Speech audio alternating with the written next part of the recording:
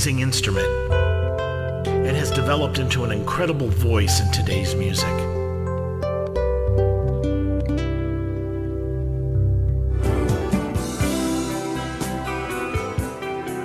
So many types of guitars, so many styles of playing, all sorts of gear.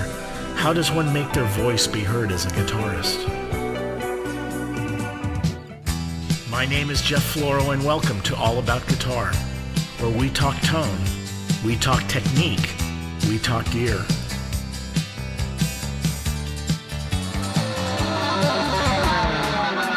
Where we discover how we can become better musicians in a world of constantly changing technologies, where we take a good look at everything guitar, and sometimes not exactly guitar, but just as important, so we can be more successful as a musician in today's music scene. So sit back and relax, and let's explore all about guitar.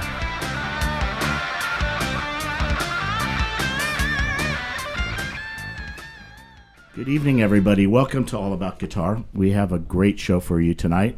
It's my honor to have back Jim Kimo West. It's always great to have you here. Welcome back to the show. Aloha. Thanks for having me, Jeff. We have a bunch of people here, and there's a significance to the group that's here. I'm going to introduce him in a minute, but we're going to talk about his new album, and then see if I'm saying it right, my pronunciation. Moku Maluhia. That's right. Very good. Which means Peaceful Island, and I'm going to show it on the Facebook Live. It's a great album. I recommend you get it. It's available everywhere. Also, too, real quick before I start into the show, the microphone that I'm using on his guitar is made by my good friends from Simple Way. It's from Latvia, and it's an interesting condenser mic. It's a very beautiful sounding mic. And I want to thank Gary Rudenko over at the Amp Shop Bass Exchange for letting me borrow this. I've been using it for a few weeks, and it's really nice. You're going to hear it in a minute when he plays. But I just wanted to point that out. But anyway, let me introduce everybody that's here. It's really interesting. The first person here, sitting there holding the baritone guitar, is my very good friend, Jeff Muller, who we grew up together. In fact, three of us have been friends since childhood. It was Jeff that introduced me to Jim Kimo West. He was like, he came over, you got to listen to this. You got to let me hand me the CDs. So, and the rest is history. So I had to bring him down. He's another guitar player, but he's also the dentist for all guitarists. Thank you. It's the only place where you can get your teeth fixed, and he shows you guitar videos. And nice, I like that. It's very, very cool. And I'm not kidding. He takes care of the teeth for the LA Guitar Quartet and a bunch of other guys, Andrew York and to name others. So it's really, and Joe. Cool. Now, nice. Joe here is another one of my childhood friends. We were guitarists in school. All three of us played guitar. And he's a composer, orchestrator, and he's done a lot of stuff for Disney. And he's a composer for hire for a lot of works being done around. He did a bunch of stuff in Brazil. And you just did something you were talking about in, was it the Philippines? So he's been doing some interesting stuff. And the reason I brought him down here, besides the fact that all of us went to see Jim play a few months ago when he was playing at the Shannon Theater of Whittier College, I thought it would be a great reunion. But I wanted him to hear some of the amazing things that Jim's doing with tunings and also this baritone guitar, because I think once he hears this, he's going to want one. So the third person who's off camera, you can't see him, is Ron Herbrand. And again, we all went to school together. We're all buddies. You duck your head in, Ron. Duck in your head. There you go. There. And then also, too, here, another dear friend of mine, Deanna D'Amico White, who's a singer-songwriter, guitar player. She brought her tailors. We're going to take a picture of all the tailors. And her accompanist and co-writer? Yes. Co-conspirator in crime? Yes. Kurt Keys Freeze. Kreese? Kurt Keys Freeze. Keys Freeze. Oh, it's Freeze. Okay. Kurt Freeze. I'm like, where is it? I didn't write that down. So anyway, this is the group that's here. So it's going to be it's a really fun show. I'm glad I got everybody here. It's a good crowd. So anyway, before I play the first clip, I'm going to play something pretty interesting from this. And I wanted to ask you, what was in doing this album, what were you trying to achieve? Because this album's, compared to the one last time, there was more orchestration and there was a lot more instruments in it. This one seems, though you do some brilliant things with the cellist Simone Vitucci and George, maybe remember his name. George Abe played some shakuhachi on one track. Yeah. So, but basically, it's it was more or less the idea was just to create a record, a slack key record that was all sort of slow to medium tempo. Just really chilled out. I've had a lot of people ask me, to put a record like that together. There was, all those kind of tempos, so you could really, just really relax to it. The whole idea of it is just being very, very relaxing. And I almost put a disclaimer on there. I was, like, do not listen while operating heavy machinery. But it is very chilled out, because most of my other records will have, it's a mix. They'll have really down tempo things. They'll have some up tempo stuff. It's usually a mix. So this one's all pretty much slow to medium tempo, and it's kind of spacious with reverbs, and it sort of fits. I wouldn't call it a new age record, but it kind of fits into that. It's very mellow, but it's very melodic too. Yeah, it's melodic. And one thing I have to shout out to, which I think is very, very cool that you did this. If you look at the list of the songs, he tells you what tuning he used and where he capoed. And then over here, he gives you the tunings. That is just so cool. Yeah, I try and do that on all my records, because I know when I started playing slack key, looking at the tunings, I would always try to figure out the tuning. You have to kind of listen and see when they'd play an open chord or a harmonic or something. And it was, because you could never learn the song until you figured out the tuning. And so I thought, well, I'm just, going to make this easy for people if they want to learn it, Nice of you. It is super nice. For all the guitar players everywhere in the world, thank you. Yes, thank you. Oh, yeah. No, it just, I would appreciate that if I was listening to a record trying to figure something out. You got to know the tuning first. And right. So. Well, before I play the cue, I was going to ask you this later, but I think I'll ask you now. When you're writing a song, do you write the song and then decide on what tuning, or do you go with a tuning and noodle around with it? Yeah, usually a lot of times the music is inspired by the tuning. Sometimes there's they all kind of have their own mojo. And especially when I find a new tuning, there's this great sense of discovery, because you're not really you can't rely on your normal chord positions that you pretty much just go by ear. You're letting your ear, you just follow your ear. And so usually it's just noodling around with a particular tuning, and sometimes I'll have a certain kind of a vibe I want to express, and I'll figure out how to do that. Sometimes I'll use a very common tuning, sometimes I'll use something that's very unusual, and like I said, sometimes they will just inspire a song. I've written songs, that came together in 15 or 20 minutes just because I was inspired by a new tuning. So you're constantly experimenting with different tunings. Yeah, I like to try different ones, and it gets tough in a live performance situation, because when you have so many tunings, you just can't have that many guitars on stage. And if when I'm traveling, usually I just have one guitar. So you have to tell a lot of stories, while you're I've gotten really good at telling stories while I'm changing tunings. No, you're pretty good. That guitar is pretty stable considering how much you change, especially the bottom string without it going out. Yeah, it's not bad. Yeah, it's sometimes they I just the way it's set up, I guess it just it can go down to sometimes the low string will go down to a C. And that's pretty far down from standard E tuning, Is that what you have it set now? I have it set to an open G, basically. So it's that this string is the low string is a D. So right now it's in your standard kind of open G.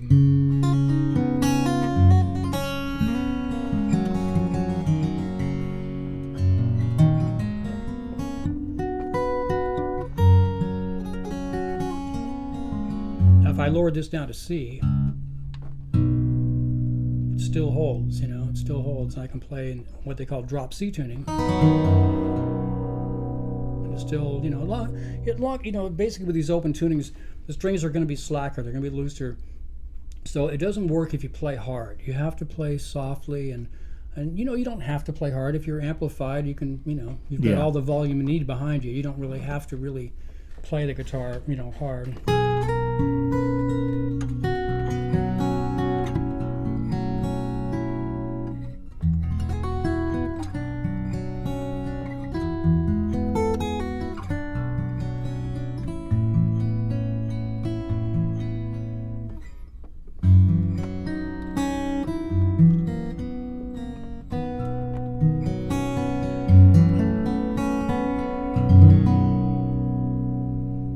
So, with those low strings, you get that nice deep bass. It just makes you feel good, and you can feel it in your body. You can Yeah. feel it against your chest. And there's something kind of very satisfying about feeling the vibration. Well, that low C, it doesn't crap out. It's No, like it maintains. Yeah, and that's just it's basically light gauge strings.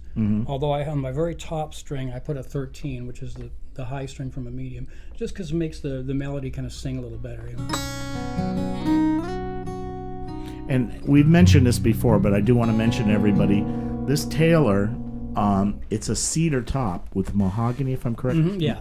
So, and that's part of that sound. I mean, that cedar top more commonly is used on classicals. Yes. Classical guitars. This is, it's a different sound than the spruce, but it's really is. beautiful. Yeah, it's very, very mellow, and it sort of fits what we call the mellow slack key sound, nahe nahe. That's a word they use in mind. It's a gentle sound. So it just kind of fits that style of playing, If you wanted to be if you had a brasher sound and more of a high energy brasher thing, you would probably go with the spruce top, or something like that. That's got a little more bite to it. Now, I do find that these are great, really suited to solo playing, but when you're playing with an ensemble and you really want to kind of cut and do a solo and make it stand out, it's a little tougher with the cedar tops for some reason. I mean, you can turn your volume up, but the spruce top guitars are kind of a little bit better for the ensemble situation. But even when we heard you live at the Shannon Center, the articulation of what you were playing. Now you were playing solo, but you could hear everything crystal clear.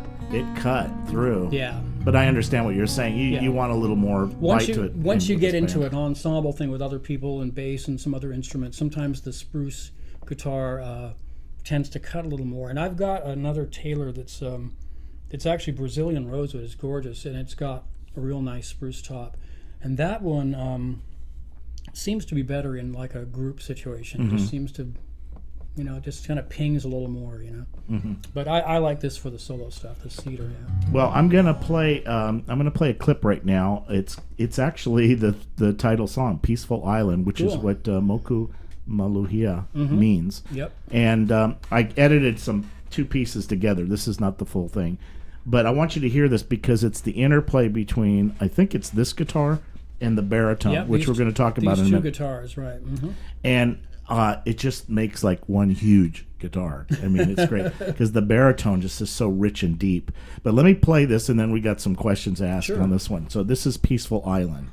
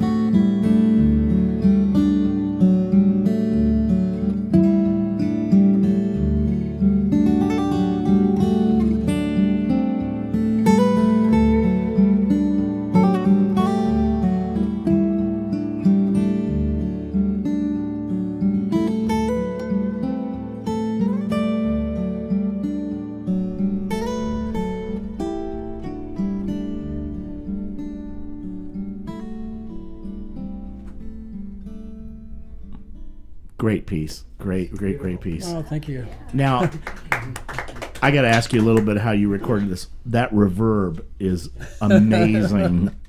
That was it? What were you using? It's a plug-in. It just rings. Yeah, it holds the chords. I believe it's a.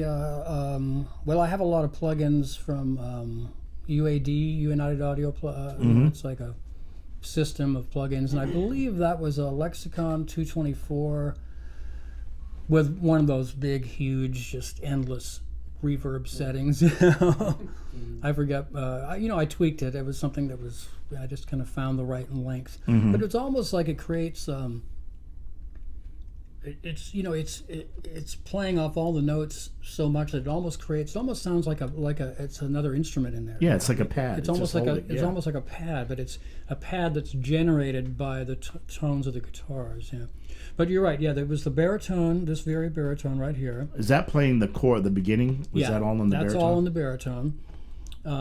Basically, it's in what normally would be open G tuning, but since the baritone is down a fourth, that's an open D. So it's the same kind of configuration as open G. Grab the baritone for a minute. Yeah. I want you to show them. Deanna, I want to take that. Each person on each side can grab. There we go. Now the baritone may not be in tune, but I'll tune it up here. You can tell us a story. You'll get a little sample of the live show right here. Yeah, the baritone. So basically, on this track, it was the main instrument is this baritone, and it. So like I said, it was in basically D tuning. So what I did on this guitar was I capoed the other guitar, this Taylor. Since it's in open, I had this in open G, but I capoed it up to the 7th fret. So that put it basically in D. In an open D tuning, but in a higher inversion, So I'm playing, both of the guitars are in open D tuning, but this one is basically an octave higher, But anyway, so this guitar,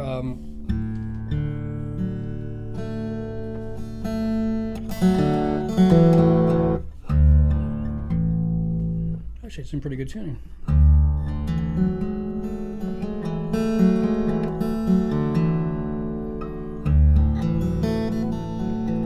So it definitely, when you hit that low, it's a low A down there,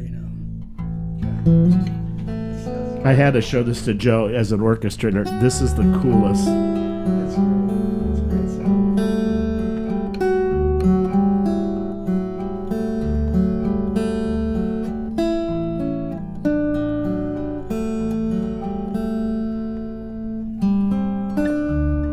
I haven't played that song live before, but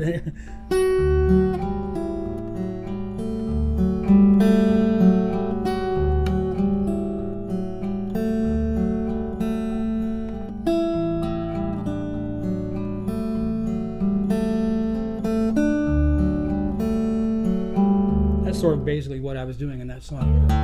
But you have, of course, the spacious reverb is, and really adds so much. And you can also, in these open tunings, you don't have to be playing in a major key. You can play in anything.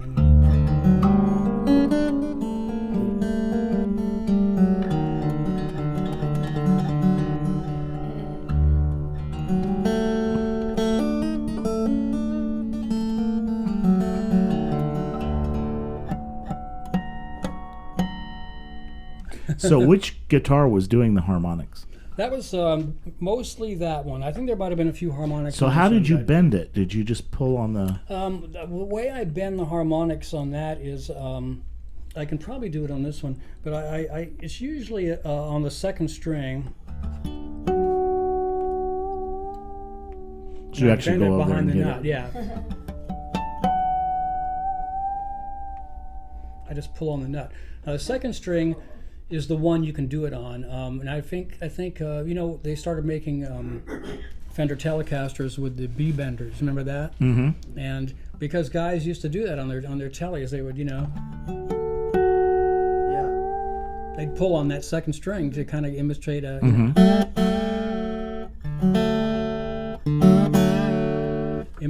steel guitar, a pedal steel.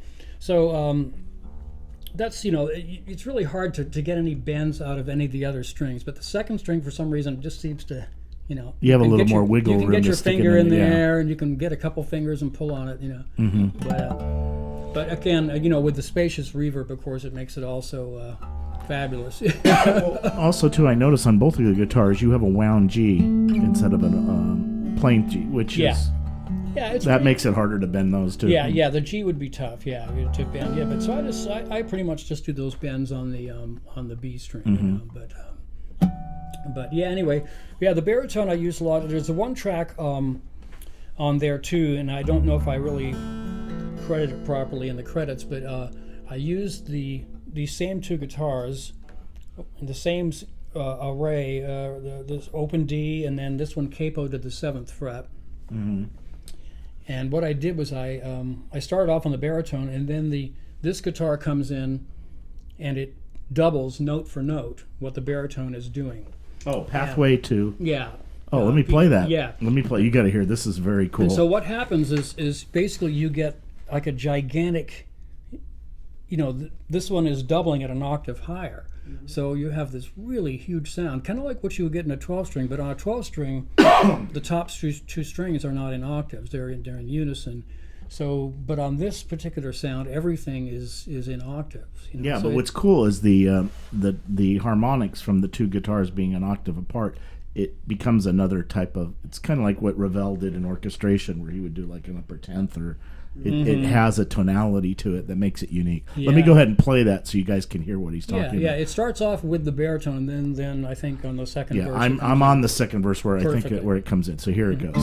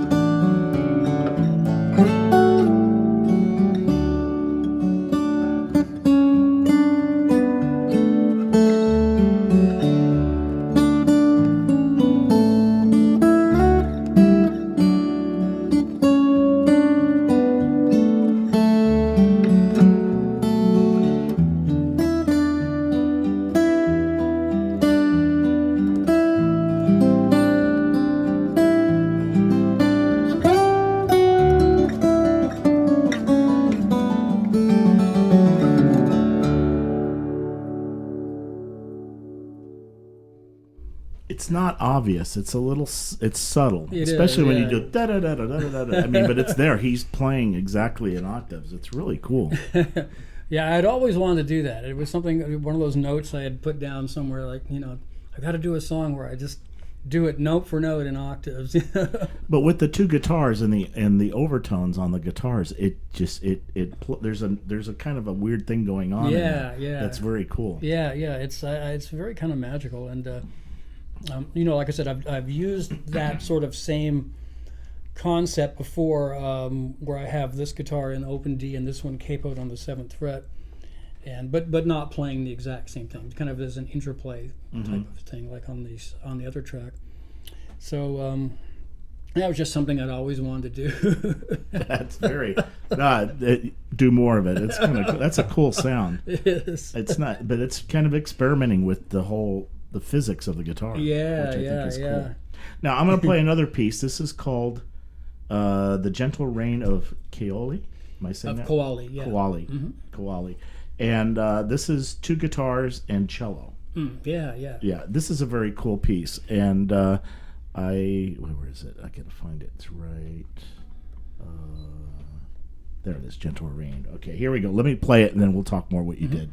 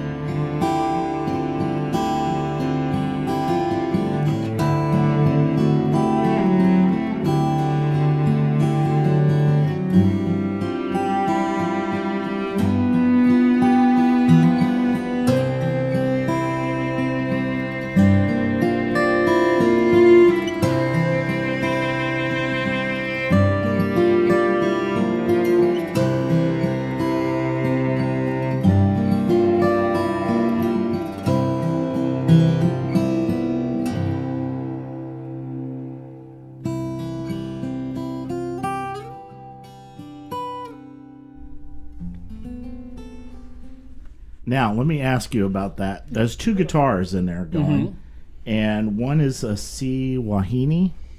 Wahine, yeah. Wahine is means woman in Hawaiian. Wahine is like a major seventh tuning, Okay. and it's a generally there's a number of Wahine tunings in Hawaiian music, and that's a major seventh, and the major seventh can be in different places. There's a few of them, are different in that respect. So what's the other guitar is G Taro? Taro patch. Now that's normal open G. Taro patch is what they call open G tuning in Hawaii, and that's really the most common, the most common tuning. It's regular open G, just like Keith Richards uses. The same. He takes the sixth string off the guitar, but it's a very common tuning. And the second guitar I actually played on a Martin. I have a few Martins. I think that was a D41. I used on that one, just for a different color. And then Simone, who played the cello, I had the part written out, and she just did it in one take. And it was like, Wow.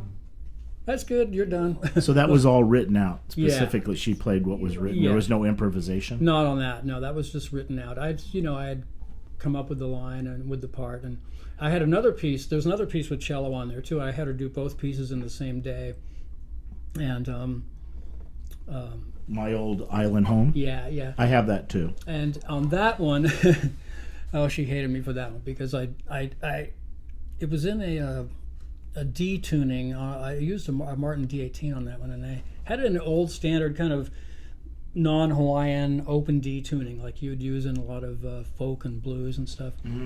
And but I tend to sometimes take those tunings just and lower them down a half a step just to so they're unusual, So of course that put it in D flat, and it was like, she's like, D flat. It's like, that's the worst key for cello, So she was having to hit a lot of, notes right here against the, at the bottom. It was just really, and after she was done, she was like, I think she said, I need an ice cream after that.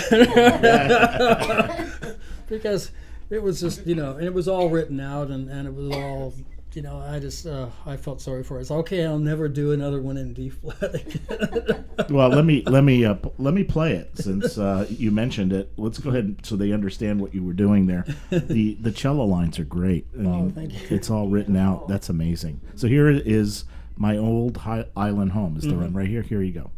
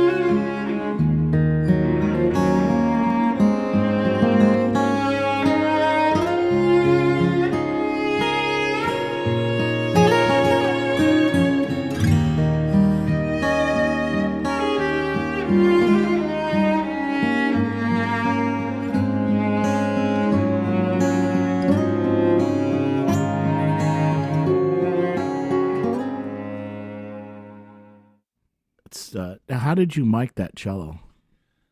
Oh, let's see. It was in my living room. I have a good sounding living room. First of all, it's got a high ceiling, and it's got hardwood floors with like a oriental rug on it. It's kind of live.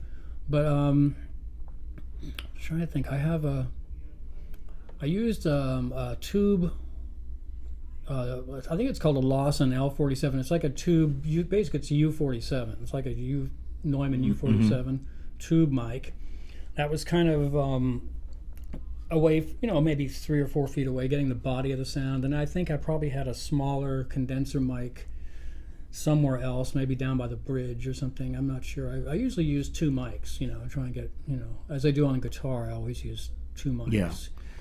What did you use on the baritone when you mic? You use the same setup, or because it's around that range? Yeah, on the baritone, I was using mostly a combination of a AKG 414, and I'd put that somewhere out here, sort of away from the sound hole, but it's getting the meat of the guitar. And then I had another small condenser back down here.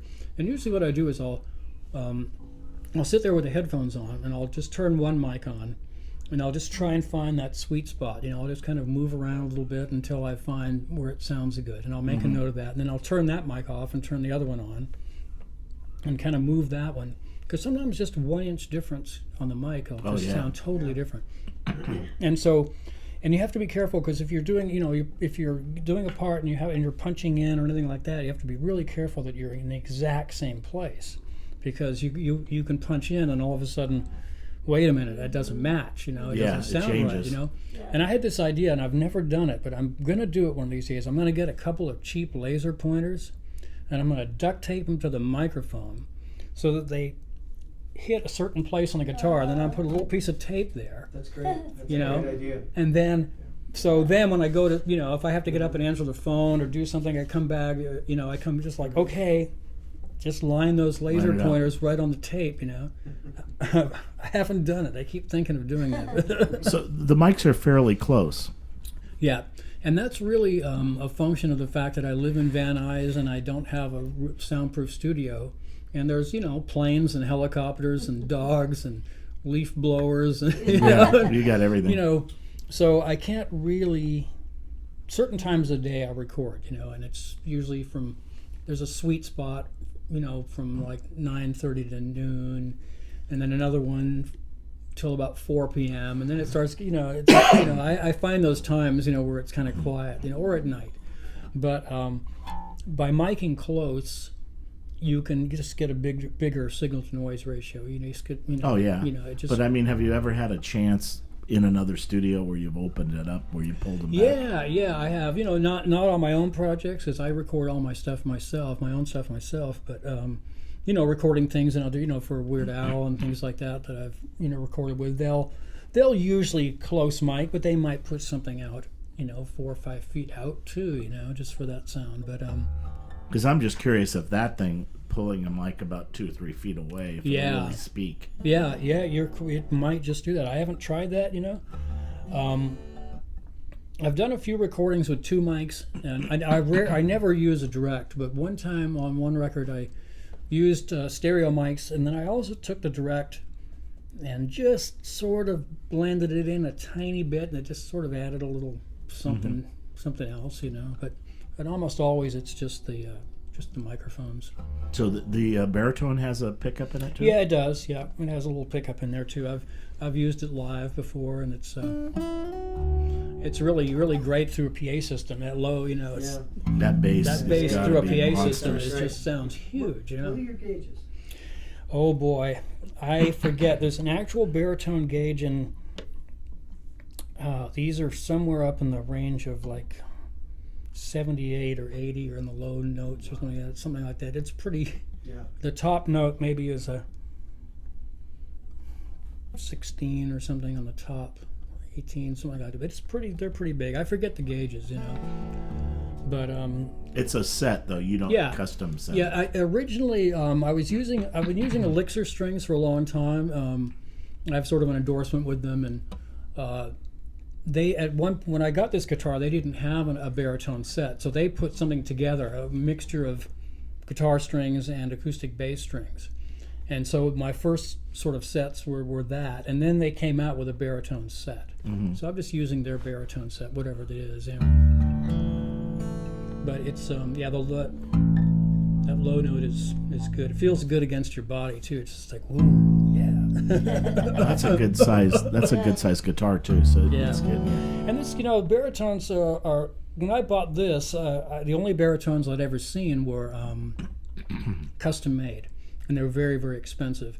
And I was in Groon Guitars in Nashville many years ago, and just as I was walking out, this was sitting right near the counter at the front. They had two of them. They had a Koa one as well. And this is a Tacoma, which is not made anymore, but I thought, wow, that is really cool. I didn't know there was a production model baritone, so I started playing with it. And after a while, it was just like, I put it into open tuning, and after a while, it was like, Forget it. how much? Okay, I need it. How much? Yeah. And I got a great deal. I think I paid like $950 for it or something. Yeah. It was just, and it's been such a useful guitar. I've used it in so many records, and Well, I've heard that Taylor's now making baritones. yes, yeah, they have one too. Yeah. Have you And, tried any of those? Yeah, they're really nice. Yeah, but at the time, I already had this one by the time Taylor started making them. And I thought, well, I have one. They don't really need another one. And I'm happy with this one. It's got a real woody sound. Again, it's mahogany body. Is that a cedar? No, that's spruce, I think. Some Spruce. kind of, yeah. But they don't make these, but you can find them on eBay. It's called a Tacoma Thunderhawk. And, it has a pickup. But I was just curious, like, because, the Taylors are really roadworthy. Mm-hmm. And do you ever use the baritone live? Yeah, I do, except I don't travel with it because I don't really have a strong enough case for it. But I do. No, use that's it. what I was thinking. Like the Yeah. Taylor would be one of your touring guitars. Yeah, and that's true. Now this one I have used live. I've played it. In fact, I played it at Whittier once. I was playing with Muriel Anderson. Mm-hmm. I did a show once. I opened up for Muriel, and she was playing with Victor Wooten and the gentleman percussionist used to play with Miles Davis. I'm forgetting his name now. But I opened up the show and I played a couple of tunes on the baritone, and we played some stuff together where I used the baritone and she used her. The harp guitar? Yeah, I don't think. She didn't use a harp guitar. She just used a regular nylon string or something. Oh, that should have been. Yeah. What's an interesting blend of nylon with that steel? Yeah. So anyway, yeah, it's I do take it out on gigs, locally, but just it's got a big old case, and I just, God, I can imagine what the airlines would do to that thing. It wouldn't last long. Yeah, no. This guitar it's one of your studio axes. I'd be paranoid. More or less, yeah. And and speaking of Muriel, I mean, she travels with harp guitars, and those cases are big, and it's like, oh God, that would scare me, because she's got some lovely guitars, and that would just totally, you can't put that in the overhead compartment. No, those are big. She has the classical ones, so she's got Beautiful. the nylon string with the drone strings. Yeah, hers, it's beautiful. She's got some beautiful harp guitars, but yeah, I've yet to get into harp guitars. They're starting to make some that are kind of inexpensive, and I'm tempted, to get one. I try it out and see how it would work for what I do. I mean, they the ones I've seen have the separate sort of course of bass strings, and then a lot of them have another course down here of really really high strings too, that are just set pitches. It's more. I think the high ones are drone strings. Yeah, well, they're you can tune them to whatever pitch you want. You can't, obviously fret them. So if you were in a certain tuning, you could tune those to the same tuning, Yeah. and then you could finger pick those, and you could, Because the other we did a show with the tribute to Orville Gibson, who it's his 100th anniversary of his death. And this one guy, Greg Miner, had brought in. He has a lot of harp guitars, and he had this Gibson one that had 12 drone strings, so it had the chromatic scale. Oh, wow. That was cool. It was a huge thing, man. That thing was big, but it sounded interesting. It was an interesting sound. Yep. And I think some of them have very of course the electronics. If they have electronics, then those have to be pretty sophisticated because you have 3 different kinds of things to amplify. You've got the bass, you've got the regular things, you've got the high notes. And I don't even know how they do that. Well, we're almost out of time, but I want to play one other clip. Sure. Bamboo Forest. This is the G Mahoy. Mahoy, yeah, that's one of my tunings. And what I'll do is, if you want to swap guitars, I'll just show you something real quick about that tuning and demonstrate it real quick. Okay. It's this is a tuning that has two unison strings, and you'll see if on the notes. Now I think on the record I had it capoed up pretty high. If I take normal G tuning, the second string in normal G tuning is a B. So if I lower that down and make these unison, now I've got, and I have a C in the bass. Now what happens is, because you've got unison strings there, you can do minor seconds and seconds very, very easily against those two strings. So you can get some very interesting stuff like things that you maybe would be normally hard to play on a standard tuning.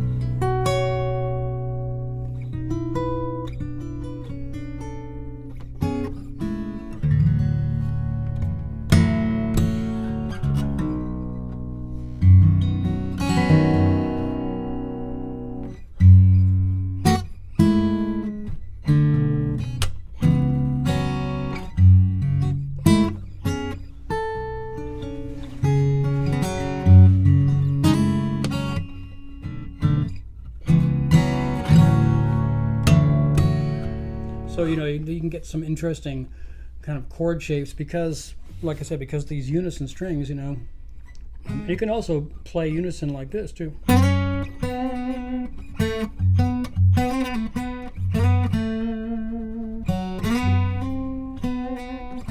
It's kind of a cool sound, It is. That's really Great. Well, let me play Bamboo Forest, because this is the one with the shakuhachi. Yeah. And I hear this like chirping type of sound. Is that the shakuhachi, like when he's? Yeah, he It sounds almost like a bird. Yeah, he's got it's just sort of the wind, and I had never recorded a shakuhachi before, so I wasn't really sure how to record it, So I put up a couple of mics and basically the way this track worked. This is very interesting. George used to play in a group called Hiroshima, and he's a fabulous shakuhachi player. But the way this track came about is very unusual. I had had him over a while back to record just some solo shakuhachi, just by himself. And usually what he does is he brings like a tonal drone to play against, and he just improvises against that. So I was going through some of this solo shakuhachi, and it had a beautiful reverb on it and everything. And I found one that it just happened to be in the same key as I had my guitar, and I think I had it in this tuning, but I had it capoed up. And I just started jamming along with George's track, and it was like, wow, this is perfect. We were not playing together. I started basically playing to his improvisation. And so that's how this track came it about. was improv. It sounded like he was. He's completely improv, and then I am just finding stuff to fit with his improv, That's cool. All right, let me go ahead and play it so you guys hear what he's doing. This is really cool.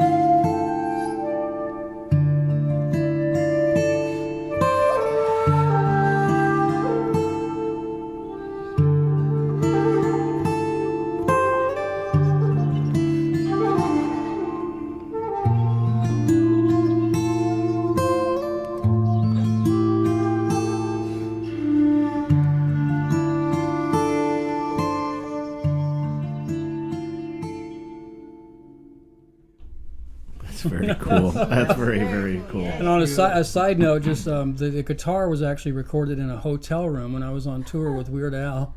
I had a little, portable recording setup with me and a couple of nice mics, and That's nicely done. oh, thank you. Accompanying that after the improvisation is Yeah, the way he phrases around the Yeah, the well, lines. I could sort of feel that he had a rhythm going. He had this sort of in rhythm, and I was like, yeah, there's a groove to that, and it's like working, and I just improvised along with him, and it was, it just seemed to be magic. Yeah. I told him about it later. He cracked up. He thought, in a live performance that would be really fun. it really would be, yeah. It really would be nice, Anyway, the name of the album is Moku Maluhia. Maluhia. that's Maluhia. right. Mm-hmm. It's out now. Check it out. Where are you playing? Give us some information on where you're Well, going to be. let's see. My next gig in the LA area is not till November, but it's at McCabe's in Santa Monica, and that's November 4th. What time? It's an 8 p.m. show, Okay. and that is with my friend Ken Emerson. Remember we had Ken Emerson here with me? Slackers. The Slackers, and Impact that's the Paradise. Slackers in Paradise show. So we'll be doing that at McCabe's, and then once we get into, I do have a little. We do have a concert actually in October 6th up in Santa Barbara. It's a little. The gentleman who does the acoustic guitar show up there is putting on some small concerts. So we're doing a little show at this little wooden church in Santa Barbara very on October cool. 6th. Very, very cool. And these are all on my website. And then in December, I'll be doing some holiday shows again at Whittier College, the Shannon Center, and then at Alva's Showroom in San Pedro, another lovely venue.